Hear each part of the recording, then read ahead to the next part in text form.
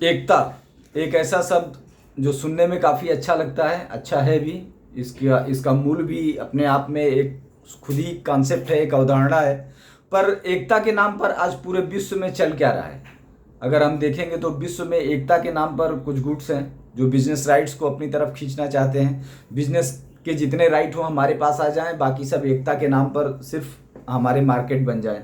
एकता के नाम पर हमारा एक राजनीतिक वर्चस्व हो जाए, बाकी सब उस वर्चस्व के नीचे शासित रहें।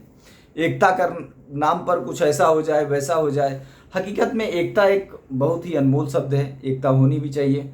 क्योंकि अगर एकता नहीं होगा तो सिस्टम नहीं होगा, और सिस्टम नहीं होगा तो एकता नहीं होगा। एकता और सिस्टम दोनों का चोली दामन का साथ है। एकता के बगैर सिस्टम, और सिस्टम के बगैर एकता नहीं हो सकता। अगर हम सिस्टमेटिक तरीके से चीज़ों को ऑर्गेनाइज नहीं करेंगे तो हम कभी भी एकता को स्थापित नहीं कर सकते। एकता को स्थापित करने के लिए सिस्टम को स्थापित करना जरूरी है। एकता को स्थापित करने के लिए ये सबसे ज़्यादा ज़रूरी है कि जो चीज़ें हैं उनको व्यवस्थित किया जाए, और हर व्यक्ति को कुछ न कुछ कंट्रीब्यूशन दिया जाए। जब तक हम सभी व्यक्तियों को कंट्रीब्यूशन नहीं देंगे, जब तक हम सभी व्यक्तियों को राइट नहीं देंगे, जब तक हम सभी व्यक्तियों को रिस्पॉन्सिबिलिटी नहीं देंगे, और रिस्पॉन्सिबिलिटी अगर विदाउट राइट देंगे तो भी वो एक शोषण का तरीका हो जाएगा। क्योंकि अगर रिस्पॉन्सिबिलिटी है और राइट नहीं है तो फिर उस कंडीशन में ऐसा हो जाएगा कि कुछ लोग जो अपने पास राइट रखे हैं वो उनके ऊपर शासन करने लगेंगे। वो उनकी व्यवस्था को देखने के लिए डायरेक्शन देना चालू कर देंगे। उनको विकसित करने के नाम पर खुद का विकास और उनका शोषण स्टार्ट कर देंगे। क्योंकि स्वाभाविक सी एक प्रक्रिया है कि अगर विकास के अवसर हैं और कुछ लोग सत्ता पर हावी हो गए और उनके पास राइट है और सामने वाले के पास सिर्फ कार्य करने का अधिकार है, बाकी अधिकार नहीं है, तो वो शोषित ही होने वाला है। उसका शोषण होगा, ये निश्चित है। देश के नाम पर या किसी भी विश्व के नाम पर या विश्व शांति के नाम पर अगर हमने एकता को स्थापित किया तो ये बहुत बढ़िया चीज़ है। पर अगर हम विश्व शांति के नाम पर, एकता के नाम पर हमने कुछ ग्रुप्स को जगह दे दी, कुछ ग्रुप्स को स्थापित कर दिया, और कुछ ग्रुप्स ऐसे हो गए कि जिनको सिर्फ एकता मतलब ताकत, एकता मतलब पावर, एकता मतलब इस तरीके का पावर कि हम बाकी के लोगों के ऊपर शासन कर सकें। तो ऐसी स्थिति में ये सिचुएशन आना एकदम स्वाभाविक है। ये प्रक्रिया में इस दोष का उत्पन्न होना एकदम स्वाभाविक है कि टकराव होगा। उस एकता में दो ग्रुप बनेंगे, एक जो दूसरे के ऊपर प्रभुत्व स्थापित करना चाहेगा और वो एकता का नारा देगा। क्योंकि हर आदमी अपने गलत कार्यों को सही साबित करने के लिए कोई ना कोई एक अच्छा मुखौटा लगाता है, कोई ना कोई एक नारा देता है। तो वो एकता के नाम पर इस तरीके के नारे देंगे, एकता के नाम पर अपनी बात को मनवाने का कोशिश करेंगे, एकता के नाम पर अपनी बुराई को हटाने का कोशिश करेंगे। वो एकता ऐसी होगी कि उन्होंने अगर कोई गलत काम किया है तो वो छोड़ दो, उसकी बात मत करो। वो एक होकर के एक तीसरी बात करने लगेंगे, ये होगा कि सिर्फ इसकी बात करो, ये इन चीज़ों को छोड़ दो, ये चीज़ें पीछे रह जाएंगी। तो एकता एक उत्तम शब्द भी है और एक खतरनाक शब्द भी है। एकता एक अच्छी अवधारणा भी है और एक डेंजरस अवधारणा भी है। सरल स्वभाव के इंसान के लिए एकता एक डेंजरस अवधारणा है, क्योंकि दुनिया धूर्तों से भरी हुई है। दुनिया में एक से एक धूर्त लोग हैं जो एकता के नाम पर ताकत को अपने में स्थापित करने की कोशिश करते हैं। वो एकता के नाम पर पावर को अपने पास लाने की कोशिश करते हैं।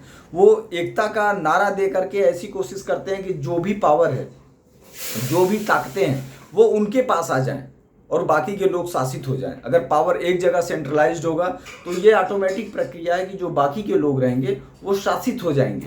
तो एकता एक पवित्र शब्द है, पर इसके इस्तेमाल करने के तरीके पर यह निर्भर करता है कि ये शब्द पवित्रता के साथ कर्मों में भी पवित्रता रखेगा या उठा पटक को जिम्मेदार उत्पन्न कर देगा। क्योंकि उठा पटक का उत्पन्न होना स्वाभाविक है। अगर कुछ लोगों ने एकता के नाम पर अपने पास पावर ले लिया तो बाकी समाज का शोषण करेंगे, बाकी समाज को लूट के बर्बाद कर देंगे।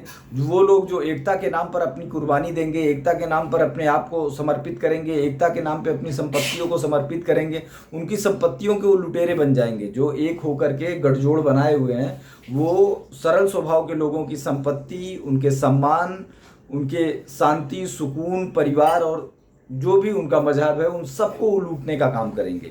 ये निश्चित है। इसलिए ये बहुत ज़्यादा जरूरी है कि बिना सिस्टमैटिक हुए आप एकता की बात ना करें।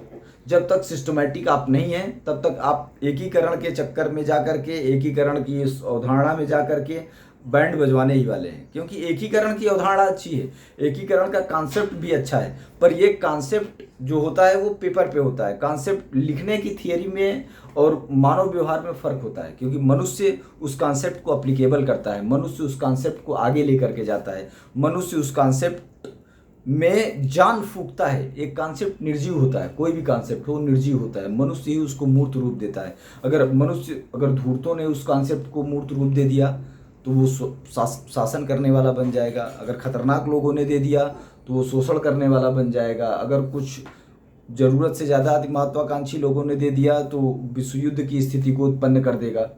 तो इस चीज़ को बहुत ज़्यादा समझने की ज़रूरत है कि किस तरीके से इस कॉन्सेप्ट को चलाया जाए, इस कॉन्सेप्ट को किस तरीके से मैनेज किया जाए। इस चीज़ के लिए सभी को ध्यान देना, क्योंकि ये विश्व स्तर का मैटर है, और विश्व स्तर पे अगर एक बार आपने पॉलिसी के नाम पर, एकता के नाम पर किसी गलत एग्रीमेंट को साइन कर दिया तो हमने भारत में देखा होगा कि किस तरीके की सिचुएशंस क्रिएट हो जाती हैं। तो इस षड्यंत्र से निकलने के लिए ये ज़रूरी है कि वो लोग जो कॉन्सेप्ट को नहीं समझते, वो लोग जो सामने वाले के समाज को नहीं समझते, जिसके साथ आप एकता बनाना चाह रहे हैं, अगर उस सोसाइटी का आपको एक्सपीरियंस नहीं है, उस राष्ट्र का एक्सपीरियंस नहीं है, वहाँ के लोगों का एक्सपीरियंस नहीं है, तो आपके लिए ये थियरी सिर्फ गुलामी ही देगी और बाकी कुछ नहीं इससे हासिल होगा।